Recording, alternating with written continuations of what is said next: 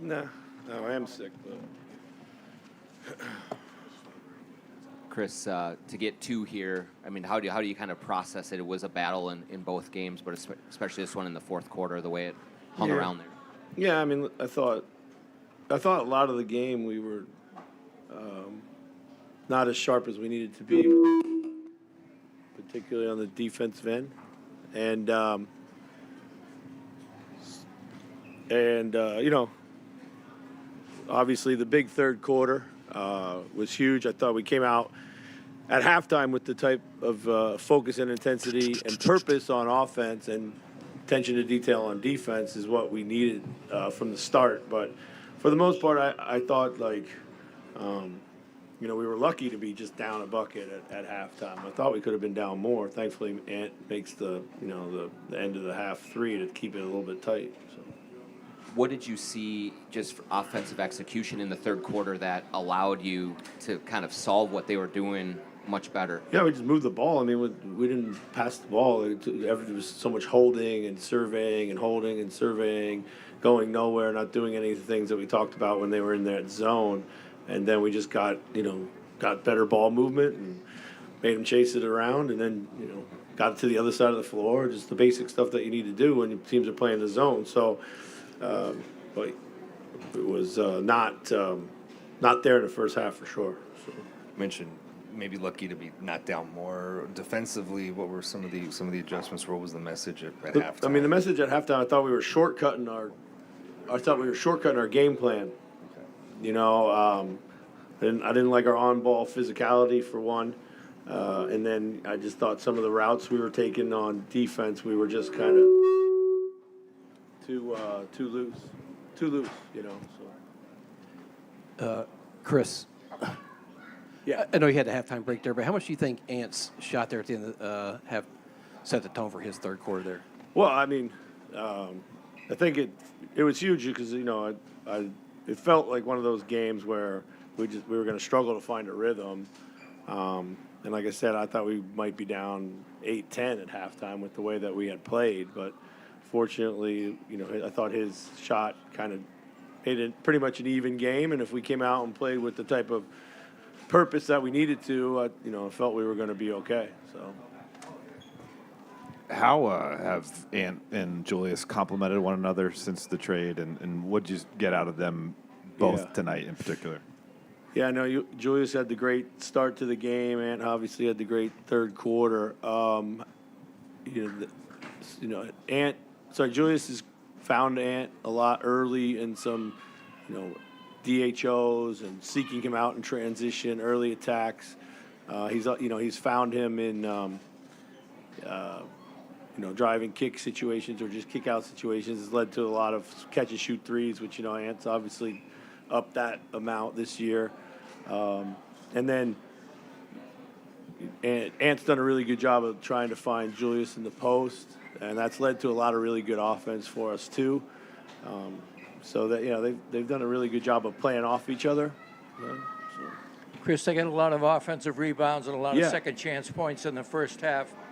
McDaniels in particular had one rebound in the first half and a dozen in the second. What kind of adjustments were made? Was it just effort, or was it was just go. I thought we were just kind of doing 85% of the job out there in the first half. We needed to finish the plays off, but we knew that they were going to be all over the glass, and they were.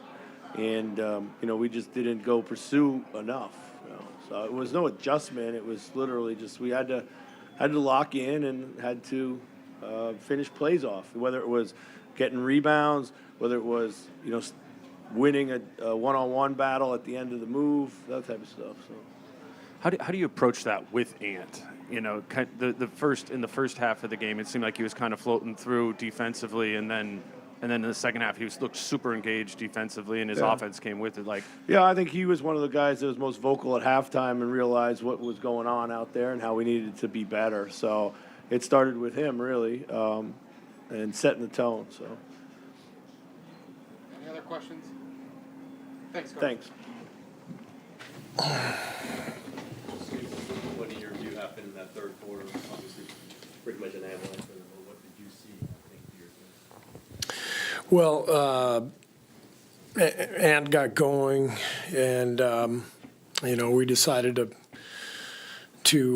go to a bigger lineup with J.K. and Trace, Draymond, Jimmy, just to try to slow them down and slow Ant down. And obviously didn't work. They kept scoring, and we couldn't score. So we just lost our ability to connect the game there in that third quarter, and they got loose, and that was the difference in the game. Where did you see the main issues defensively tonight? Well, they went 16 for 34 from three. It felt like there were some in the third quarter where we got disconnected defensively, and they got wide open looks. I also thought they hit some really tough shots as well. They played a great game, and obviously took it to us. And we've got to bounce back. We got a flight to Minneapolis tomorrow and a chance to extend the series, and that's the plan. Steve, hypothetical, but if Steph on game day said, I feel I can go, I want to give it a try, would he go then, or is there a possibility he would be overruled? When are we giving the update? Wednesday we'll have an update. Steve, after taking 26 shots in Game 3, Jimmy only has 9 tonight. What were you seeing from him, what the Wolves are doing defensively, and just how he was playing overall? Well, he wasn't as aggressive tonight, but I didn't see a lot of openings either. It's ideally we could put more shooting around him to open up the floor a little bit. But with Steph out, we're not going to be able to do as much of that. But with that said, we'll look at the tape and see where we can find some openings for him. And I know he'll be aggressive for Game 5. Stephen, another tough shooting night for Brandon. I know he does other things, but at what point does he just have to make shots for you guys to be successful in this series? Well, again, it's the series changed with Steph's injury, so everybody's shots are going to be more difficult. There's just Steph's the guy who breaks the defense down for us and creates that offensive flow, and I think the end result is that shots are more difficult for every single guy. So I thought BP played really hard tonight, did some really good things. We pushed the tempo. We scored 60 points in the first half. So we did some good things. We just couldn't sustain it overall. Do you know yet if Steph's making the trip regardless? I assume he is, but I haven't asked him.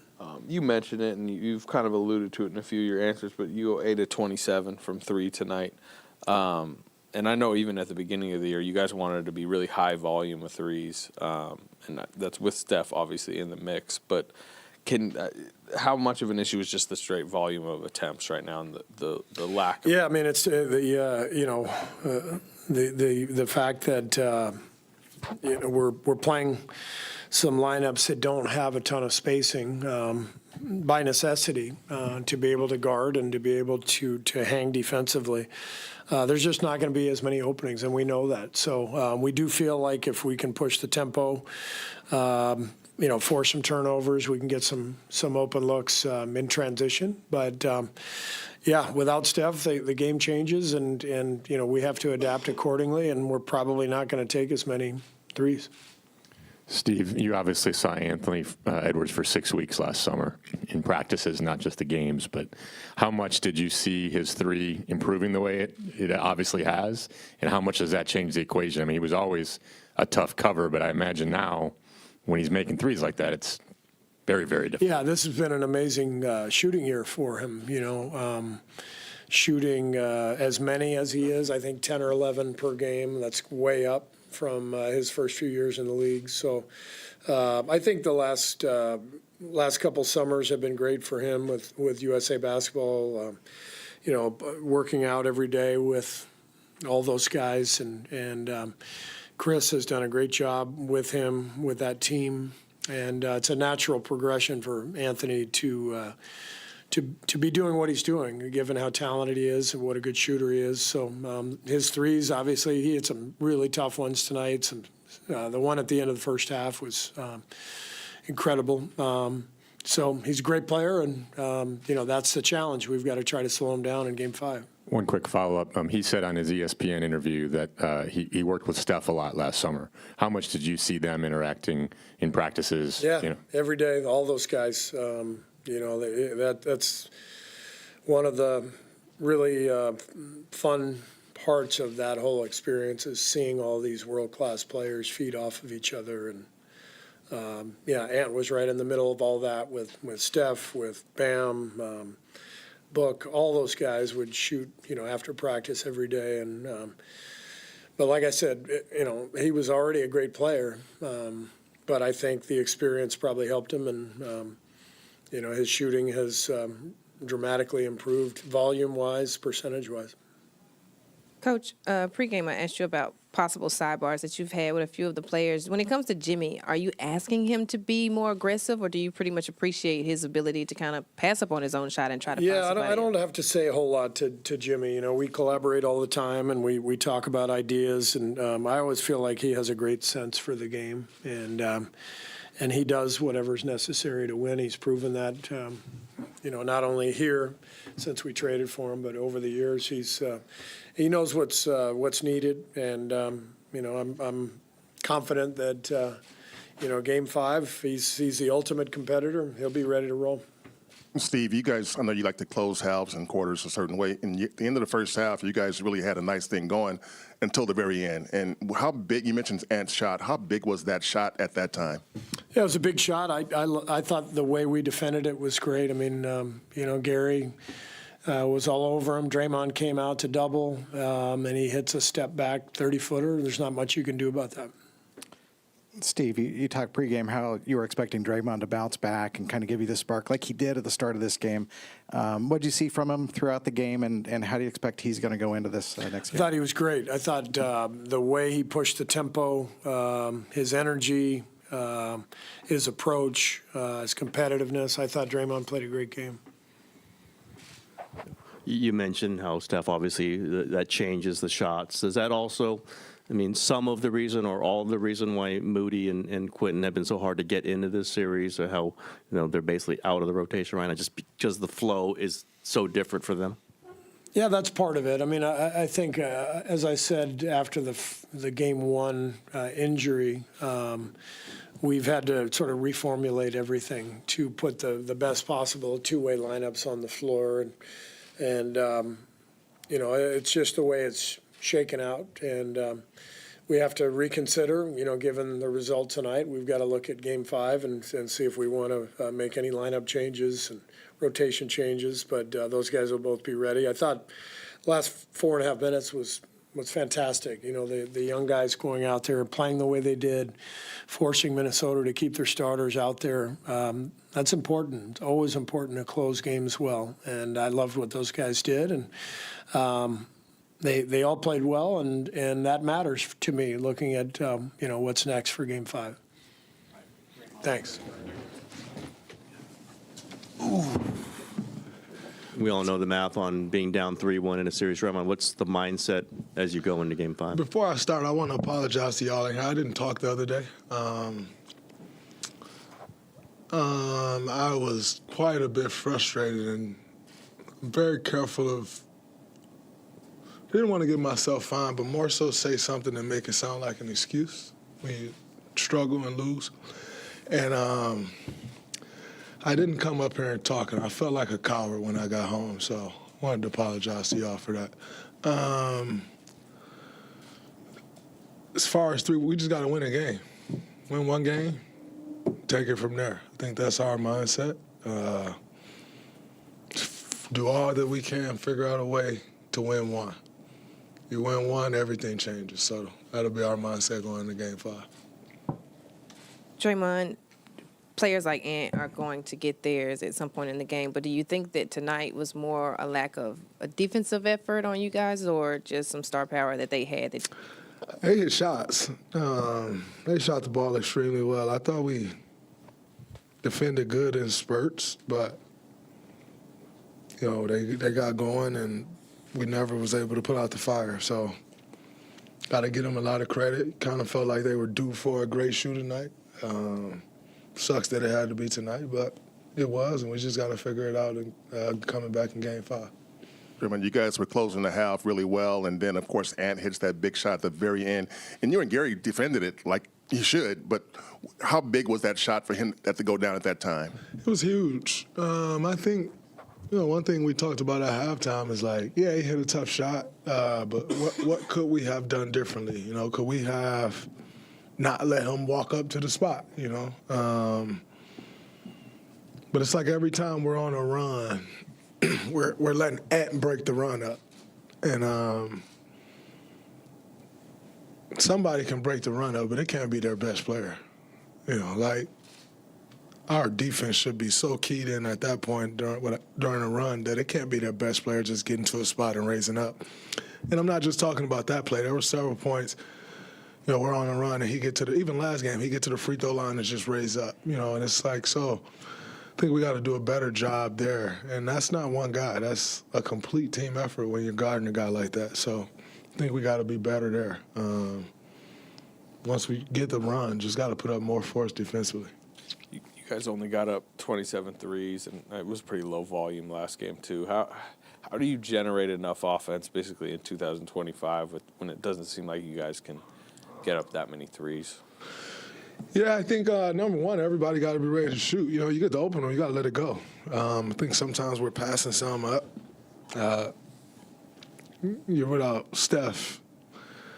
At times, the first good look oftentimes will be the best look, And when you got Steph out there, you can turn down looks because you can go and play on the backside, and he creates causes so many dominoes to fall.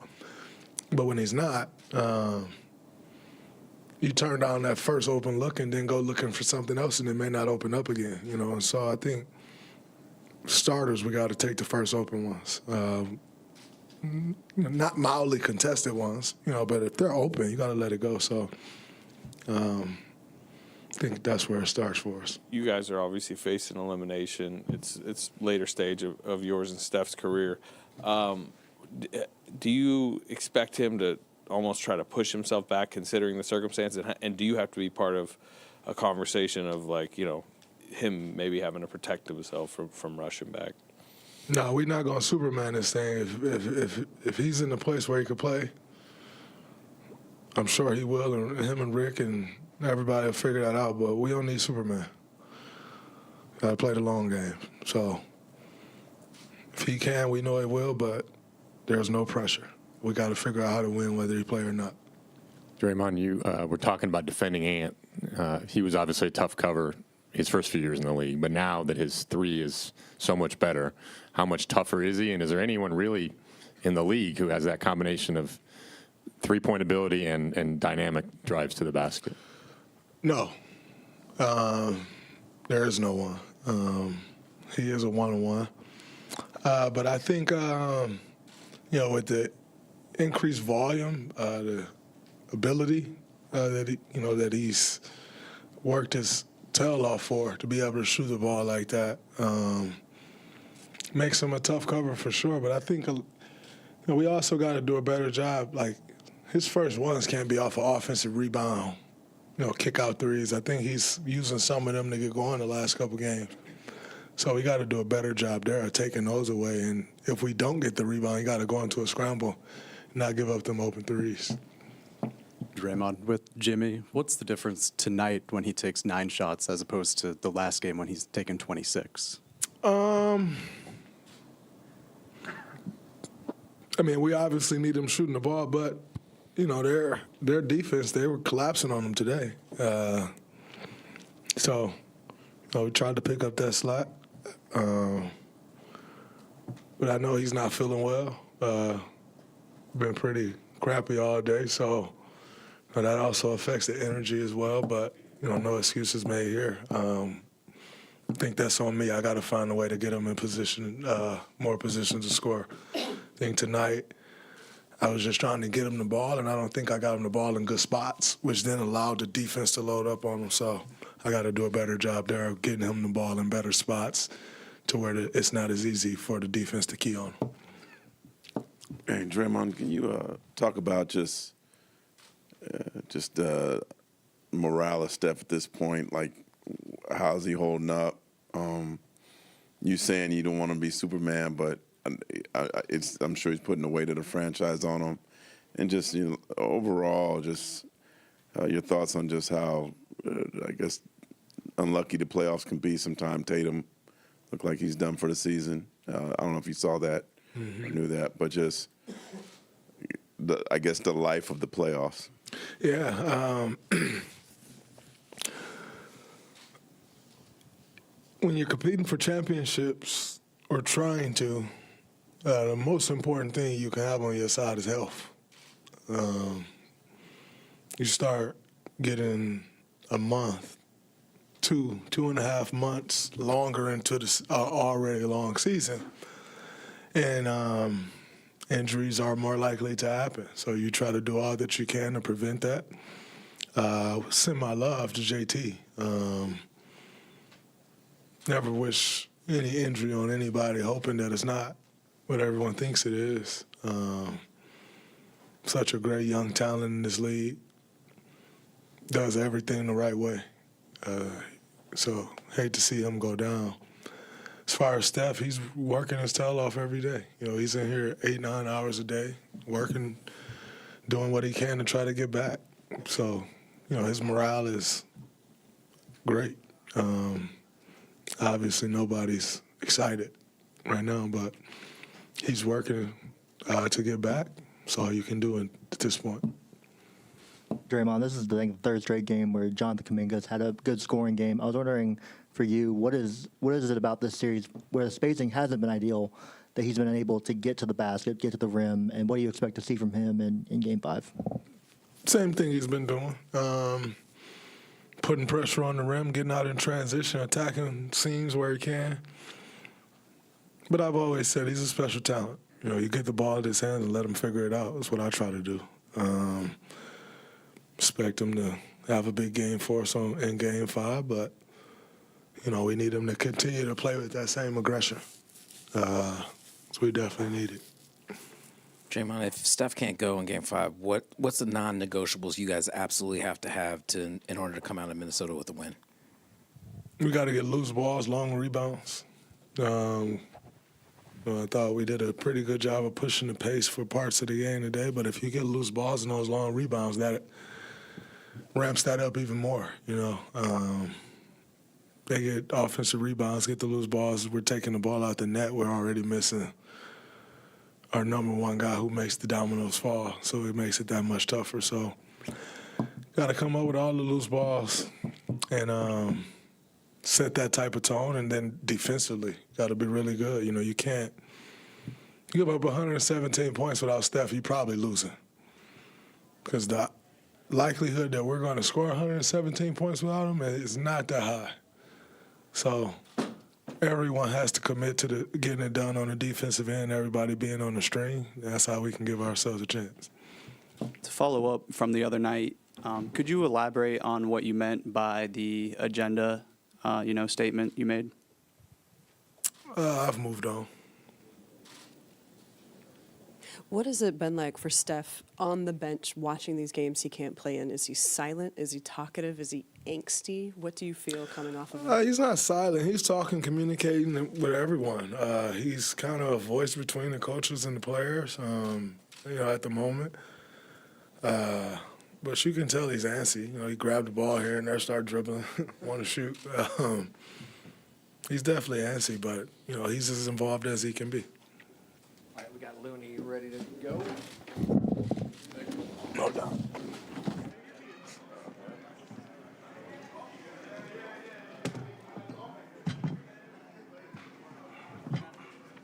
Jaden, first half, you guys are getting out-rebounded 25-15. You have one. You got 12 in the second half yourself. What was kind of the switch or thing that you're able to flip to get it going in the second half there? Just knowing that they was getting a lot of second chance, so just willing to hold them to one shots each possession, and just making an effort to go crash every time, offensively, defensively, and then just being relentless while doing it. Their defense has been hard to solve for a lot of the series. Do you think you guys figured some things out in that third quarter that you can carry over to close this out? Yeah, we'll just ball movement versus the zone. That's what helps break the zone. So we just had to figure that out after like a couple possessions. Then when I feel like when we did that, they got out of it, and then we were just able to play freely how we usually do. Jaden, you've seen Ant get on one of those roles many times before. What's it like to be on the floor when he's kind of in that moment? Nah, at that moment, I'm a fan like y'all. To be honest, I'm watching him kill. Like, it's exciting, and he put in the work every day, so it's not a surprise to me. And starting in the third quarter, what did you think that shot he made right there at the end of the first half did in terms of getting you guys going? It's just a shot he worked on. He worked on his step back three, and he worked with people contesting him. So like I said, it's regular for me, but it's just he just took a good shot, I guess. Jaden, as a grinder, does it give you a lot of satisfaction that in these last couple playoff series you're doing pretty much grinding the other team down, and you can see how their energy kind of disappears in the second half? Yeah, I'll say that's kind of the goal throughout the whole series, just making their main guys tired and just being relentless, picking up full court, like knowing that people don't want to face that how many games we go. So just continuing to do that and just being physical while we're playing. To be able to grab a dozen rebounds in one half and only one in the other half, does that muck up your defensive assignments? Do you have to pay more attention? Nah, not really. It's just me going to the rim, and just some of them was lucky bounces, just came right to me. But most of the time, it's just me going back when I'm contesting, just getting back into the paint. Jaden, how impressive was Randle tonight? Came out, set the tone for you guys offensively. Just talk about what you've seen from him, especially the adjustments from game to game. His aggression, that's what we need. He came out hot. The whole time he was scoring, I'm talking to him the whole time, like, keep going, we're going back to you. So, I like to see it, and it's just the work he put in is just coming out. Before you came here, you said you liked playing in front of the road crowd. Has this been the environment you expected? Yeah, it's more than what I expected, really. I'm playing here in the regular season, they're always, got a good fan base. But now, fans talking to you, chirping at you and stuff like that. So, it's cool. Someone called me, McDonald's down the court. Just goofy stuff, but it's all fun and games. Jay, in the fourth quarter, was it a little relaxation, or there's just kind of, it seemed like you had them dead to rights and then just kind of didn't have as sharp of a quarter? I feel like we just start playing down the competition when they subbed everyone out, and we can't do that. They almost came back. If there was more time, they probably could have put their starters back in and made a run. So just finishing the game out like how we start. And can you hear something in the crowd when Ant gets going, like in the road crowd, and just like how they react to him hitting a couple of threes? Yeah, sometimes I be seeing people, it's hard not to cheer when you see Ant do stuff like that. So, they try to trash talk him, but they still fans. They still be cheering for us sometimes. Hey, Jaden, you mentioned being able to wear on an opponent, over the course of multiple games. Last game, Jimmy Butler took 27 shots, was really aggressive. Tonight, took less shots, especially in that first half. Did you sense anything from him? And as someone who has to guard him quite a bit, what was the game plan coming in to try and limit him? Just really slow him down. I feel like this game he wasn't as aggressive, but I feel like during the game we did our coverages the right way. If it was someone showing or someone switching, I feel like last game we kind of got a little sloppy, and that's when he was able to get to the paint and break us down. But I feel like this game, our coverages, the switching, showing, me staying with, it was all sharp this game. Obviously, Jaden, you talked about the road games. You like the road games, but you're going back home 3-1. Just talk about what you need to see from the crowd at home, the Target Center, and what you're expecting when you go back home to play. Just a lot of energy. I know they're ready for the series to be over, so I feel like it's going to be too loud for me to talk to my teammates in there, but just have a bunch of energy. Thanks, Jay. Yeah, thank you.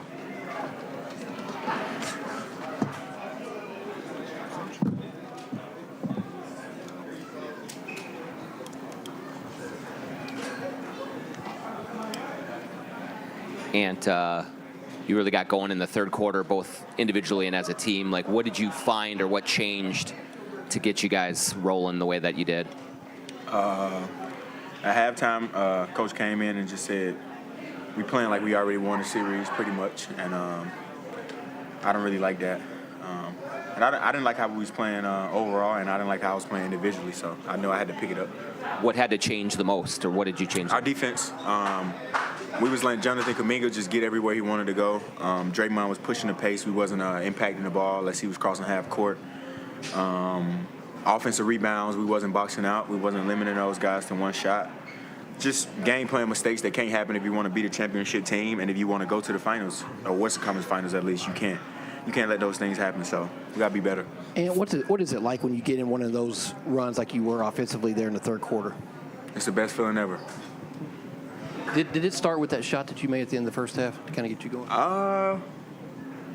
Probably. Probably. Yeah, that was a nice shot for me. That got me going.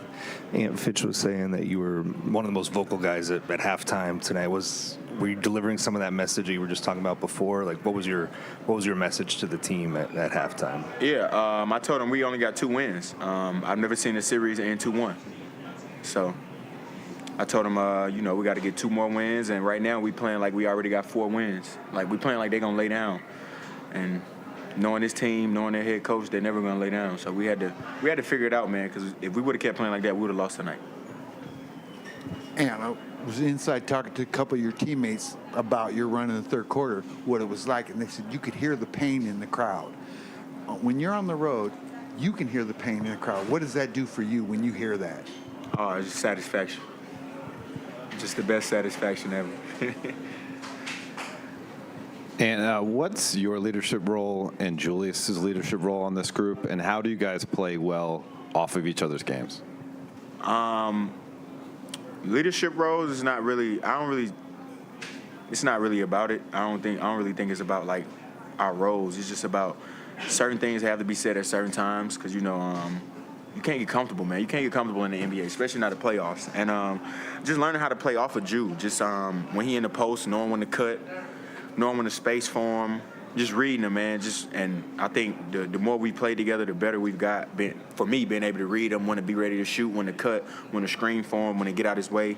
Because, man, he'll force when he going downhill, man. He had it going tonight. It was exciting to watch. I told him he cold.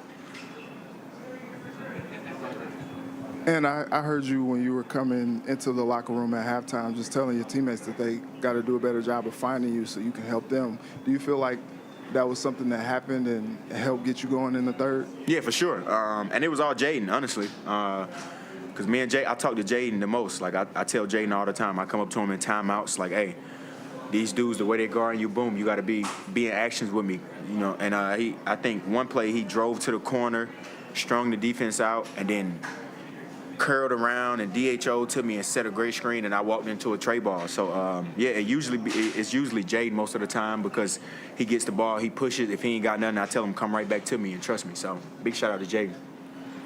Hey, Ant, in the first quarter, it looked like after you hit a 3, you were talking on the sideline to Steph and saw a video of you pregame having some fun with the night. How tough is it to not have that player on the court competing against you, to have someone to have that game within the game against, and how do you keep that even though he's not in the game? Sometimes it's tough, but trust me, man, I wish he could be out there to play against him, no matter how it goes. But yeah, just from working out with him in the summer, that's what I told him after I hit a Tracy, because he told me I had missed one. He was like, you weren't gonna make that, you was too open. And I was like, I ain't gonna never stop shooting him. I learned that from you this summer. So yeah, man, he's the greatest shooter of all time. So I would definitely love to compete against him, man. But he got hurt, unfortunately, and I hope he gets better. And just wanted to talk about that moment you shared with Gary Payton. Obviously, got his jersey in your hand. Yeah. Just talk about that moment, how dope it is that you got these legends, coming up to you, kind of giving you your props and stuff too. He didn't really come up to me. I came up to him. I don't think he's the type of guy to go up to nobody and give anybody props anyway. So I went up to him because, of course, I hear all the stuff about him, and then I go watch film on him, and he was really like that. So I told him, like, man, I'm a big fan, and I love the way you guarded, man. And even offensively, he had a lot of game, you know what I'm saying? So, and his son kind of played defense similar to him. His son, super handsy, physical. So, yeah, big shout out to him, man.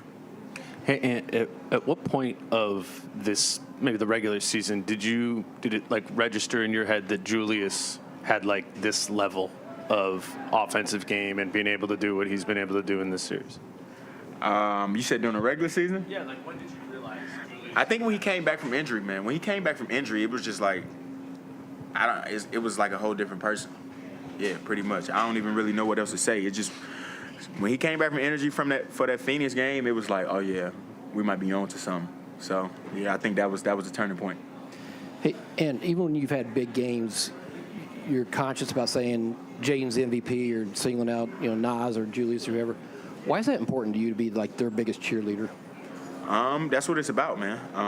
Want to see your teammates succeed. Want to see your teammates shine. Not even my teammates, my brothers. I mean, we're going to battle every night. We play 82 games. We be with each other 8-9 months out of the year. So those guys like my brothers, man. And it's nothing like seeing them compete and produce at a high level, because that makes everybody happy. And I can't wait to come in here and praise them every time, every chance I get. Because I know everybody want to give me the credit, but I can't do it without those guys. So. Yeah, they the MVP every night, every single night, man. They come and play. They play their balls off, and I can't ask them for nothing better. Ant, last series, you mentioned a couple times the late night conversations you and C. Hines would have, trading clips, reading defenses. How are those late night sessions come about with you two, and how important, how frequent are they, and how important are they, just that conversation late at night between you two to your success in breaking down a defense and navigating the playoffs? It's super important because he's a psycho, man. He breaks stuff down like to ways that I've never seen before, and it helps me, man, because I be struggling sometimes. Like I go out there and I'm not playing well in the first quarter, and then he come bring me some film and he's like, you got to do this. So just being able to I think listen, be willing to learn. I think that's the biggest thing for me, because most guys don't want to listen, or they think they know it all already, and having somebody like that in my corner is big for me, man, because he gets on me when I'm messing up, and he never gives me too much credit, so I appreciate him for sure. Awesome. Thanks, Ant. Yeah. Julius is going to be right here, guys.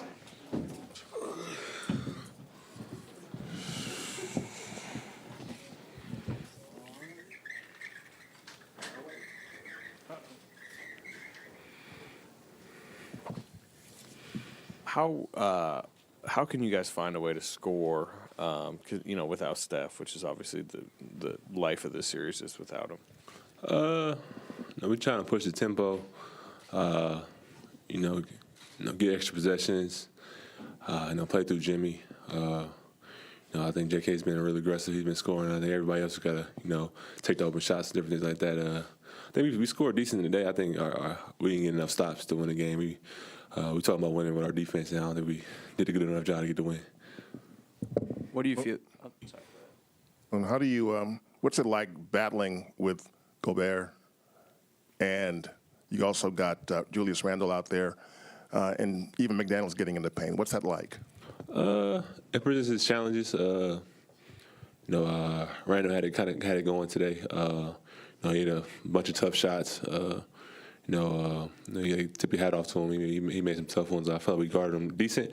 We can still do a better job. But him, Rudy, they carrying they put a lot of pressure on the rim, which just causes a lot of kick out for threes and different things like that. So we got to do a better job of protecting our paint and being able to defend the 3-point line. What do you feel like went wrong in the third quarter? I think we had a little bit too many turnovers. We talked about winning a possession game, and I think in that third, we kind of turned the ball over a little bit, and that led into some Edwards threes, and they got their confidence, and we was having a tough time scoring. So I think us getting a good shot every time, and getting back in transition is going to be was big in the third.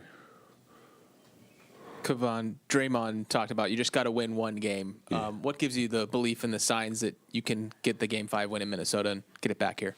We feel like we can play a lot better. We feel like we got a good game plan to win a game. We just got to execute it. We done did it for 36 minutes, 40 minutes. We got to do it for a whole 48. And I think if we do that, we can go out there and win. We have belief, we have faith. We'll take it possession by possession, quarter by quarter. We got to put together a full game and not just 40 good minutes of basketball. Kevon, how does your guys' offense change when you're getting 9 shots from Jimmy as opposed to when he's taking 26? Jimmy is a great manager of the game. He kind of knows when he needs to shoot more and knows when to, he's trying to pick his spots. We never really say, you got to be more aggressive, because he knows when he needs to push the buttons and when he needs to go. So, we have the ultimate faith that he's going to make the right decision when he's in the paint, because he gets to the paint when he wants to, just deciding when he's going to take the shots or when he's going to kick it out to other guys. So we kind of just follow his lead and do whatever he does. How have you seen him battle through what he's been dealing with physically? And it sounds like maybe he was under the weather a little bit tonight. Definitely, he's a tough guy. He don't really talk about everything that he has going on, but we know he's fighting through injuries and other ailments. But he's our leader, and we kind of got to follow what he does. We can't complain about it's that time of year where guys are hurting, and we know. We give a lot of credit for him pushing through the injury that a lot of guys probably would sit out with. So, he's been a blessing for our team, and we've been just got to follow his league, and we're gonna keep following him, and hopefully follow for a win next game.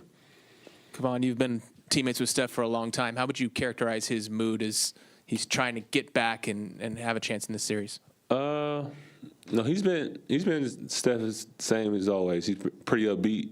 You can tell it's killing him not being able to be on the floor, but he's trying to keep a positive spirit because we need his leadership, we need his energy. Even though he's not playing, we need to he brings that he still gives that confidence and that that wealth of knowledge that he has on the sideline. And everybody kind of looks to him still for for guidance and for his wisdom. So he's been starting to stay positive, but we know he's extremely frustrated not being out there. But when he's on the court, he's just trying to coach us up. What are some of the controllables you guys feel like you could manage better in Game 5? The turnovers, the second chance points. Those are the biggest thing we keep talking about. Trying to keep the guys off the free throw line. I think we fouled a little bit too much today too as well. So those are the things that we got to win in the margins, and I don't think we've been doing a good job of that the last few games. Is there anything the Wolves are doing to force those turnovers? Anything particular or special they're doing? They're a great defensive team, especially when we get in the half court. They're long, athletic, and they're putting a lot of ball pressure on us. So it makes it tough. But we just got to be more organized, get to our spots and get to our space, and we'll be able to score.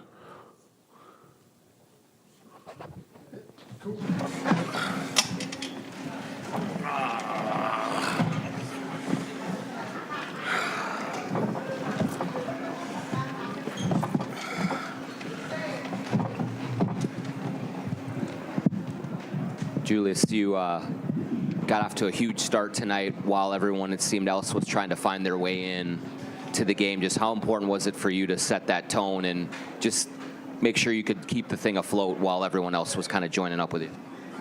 Super important. I always think, for us as a team, when we get off the good starts, it kind of sets the tone for us as a team for the game. So I always try to come out with the mindset of just being aggressive early, whether that's me scoring or getting my teammates involved. That's just really my mindset. I know how important it is for our team. The Warriors defense has been physical with you guys all through the play. What did you find in the third quarter as a group collectively that allowed you to kind of blow the doors open? Our defense. They averaged 60. They averaged 30 a quarter for the first half, and we held them to 17 points in the third quarter. I think it was really as simple as our defense. We got stops, and we were able to get out, in transition, get some easy looks. Obviously, Ant went crazy in the third quarter as well, hitting multiple threes. So, that kind of, gave us some good separation, and, we just got some consistent stops. Julius, you've talked to us over the course of the season about overcoming physical things, right? You had the injury coming into training camp and then the groin in the middle of the season. What's the mental battle been like this season and to kind of come out both physically and mentally, seem like you're in a really good spot? I don't know, man. I've battled through a lot in my career, to be honest. So, my first game in my career, I broke my leg. You know what I mean? So I've been through a lot. I had a great mentor in Kobe, that didn't necessarily let me pout or get down on myself. His thing was always, all right, what's next? How can you get better? How can you improve? So I always just kind of took that mentality with me. Growing up, my mom raised me to be a hard worker and not feel sorry for myself. So, I just think it's in my DNA and it's just a part of who I am. I look forward to challenges, adversity, all that different type of stuff. You know, it's room for growth. Julius, along those same big picture lines, your first press conference in Minnesota, you talked about how when you were with Coach Finch in New Orleans, he used you in ways that were the best you had used at that point in your career. And now, all these months later, you've been given a bandwidth to utilize your entire skill set with a lot of quality teammates. What has that been like, that whole process of going through and having your, being able to play all aspects of your game? It's been great. It's been great. Like you said from the beginning, I knew what type of coach Finch was, and what type of basketball mind he was. So I was extremely excited to get here and play for Coach. I think along the season, it was more about learning my personnel and the players that I'm playing with. And where they like the ball, what they like to do, just tendencies and stuff like that. So it took me a little bit to figure it out and adjust my game. But I think now we're just kind of like reaping the benefits of it and just being able to be utilized and, do many different things on the court. So I've always in my career prided myself on my versatility and being able to do everything on the court. Julius, Finch said Ant was really vocal at halftime tonight. Ant said Finch told you guys you were playing like you had already won the series. Just on a night like tonight, what is halftime like? And is it intense? Is it vocal? And how did that maybe produce the response you guys were looking for in the third quarter?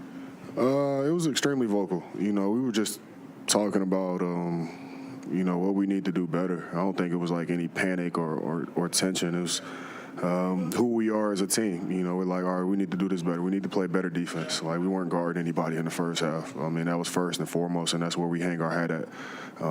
They had 60 in the first half, and I think every game we've held them under 100, so far, if I'm not mistaken. But we just knew that we had to turn it up a notch. We weren't executing the game plan. We weren't doing things with intention and, full-on effort and all those different type of things. So, if we change that, we can get control of the game. So we just couldn't take the opportunity that we had lightly. We had a chance to go up 3-1 on their home court.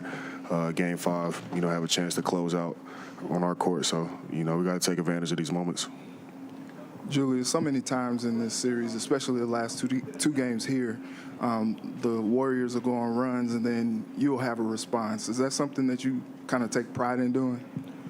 I just try to be in tune and be in the moment of like what's going on. I know if they're going on a run, just try to settle in and get us some good offense. Or like if we turn the ball over, I feel like it's important for us to come down next possession and get a good, clean look or a good shot. So they're a team that like you don't want to turn the ball over because that's how their shooters like Buddy Hield and Pazinski and all those guys get loose, or Kuminga gets, easy looks in transition. So you want to try to take care of the ball, versus them, which we didn't do in the fourth quarter at all. But, when they go on runs, I just try to settle in, get us something good, get everybody to calm down and, just get a good possession. Julius, sounds like you're battling a sinus infection. What little surprised, I guess, at yourself then and how you came out offensively, seemingly on fire? Yeah, maybe I need to be sick more. But, I guess the changing of the season and all those different type of things bothered me a little bit. My son here, his eyes were swollen shut a couple days ago, so he was hurt too, but pulled through, handled business. I'll be fine. Yeah. Hey, Kai, what do you like most about watching your dad play? I like to hype him up, and I like to just watch him play and play his hardest. What do you tell him? I don't know, I just tell him to lock in and play good. That's good advice. That's good advice. Julius, you and Ant provided so much production for this team throughout the first 2 rounds. How do you think you each push the team through, whether it be on the court, off the court, demeanor, whatever? For me personally, I know it starts with us, but it's Ant. Like, Ant's, the brightest star in the room. And not just from what he does on the basketball court, it's his personality and how he brings everybody together. How he can communicate and just light up a room. He has that it factor. So for me, I always just try to tell him to go be great. I said it before. I try to tell him to go be great. And I try to play off of that and make the game as easy as possible as I can for him. But it's really him. I said it from the beginning when I signed. When I got traded here, like, he's special. He has a chance to be as great as he wants to be. So I just try to push him and challenge him and also be there for him any way I can. Because we only gonna go as far as he goes. As he takes us. He's taking us pretty far right now. Julius, what's it like playing with Mike? And there's probably not too many people you pick up stuff from at this stage in your career, but is he somebody that you kind of have gained some stuff from? Yeah, I won't talk about how old he is today. But Mike, man, his presence is unbelievable, man. Like, he's as steady as they come. Just his ability. I don't know if it's a point guard thing or if it's just Mike, because his ability to communicate with everybody, each individual on the team in different ways, and bring the best out of everybody. How he competes every single night. He's so versatile and does so many things, and he's just a great basketball mind, man. So besides, like, what he does on the court, like, his leadership is unbelievable, and it's something that I've really learned from him this year and been able to take and add to my game. But he's just a calming, settling presence for our team. Thanks, Jim. No, thank you. Great job.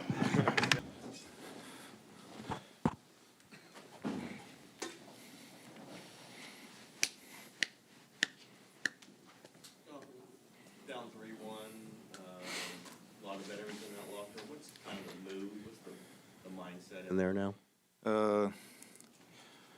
The mindset and mood's still very high. We're keeping our hopes, we're keeping our energy, our vibe still great. Because we always got to go get that one. But I think everybody's mindset is it's good. Nobody's down.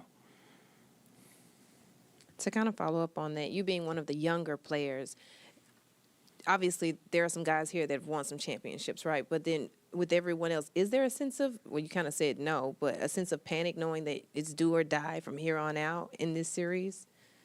It's the next game is going to be about do or die, because we need if we get that one, everything going to be settled down. And I'll say it's a big one, and we just got to go out there and figure it out how to get it.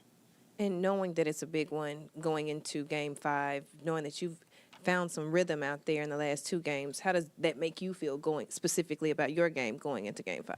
No, I feel very comfortable. I feel comfortable. I feel ready. No matter any circumstance, I know what I got to go out there and provide. What were they able to do defensively?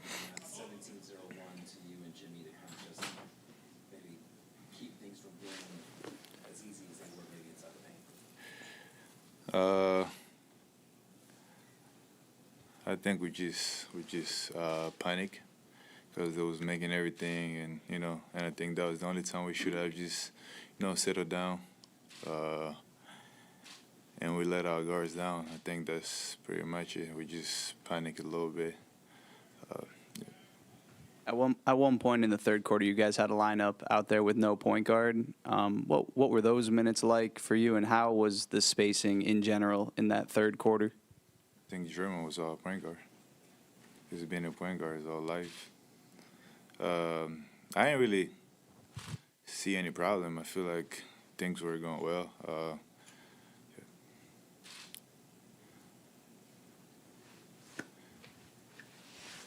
Jimmy only took 9 shots tonight. I was wondering, did you feel like you need to be a little more aggressive tonight, knowing that Jimmy, and I think it was Steve said he was a little bit under the weather. I was wondering about that.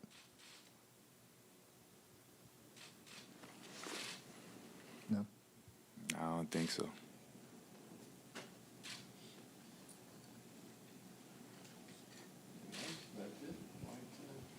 My group. That's it. Yes. Great. All right.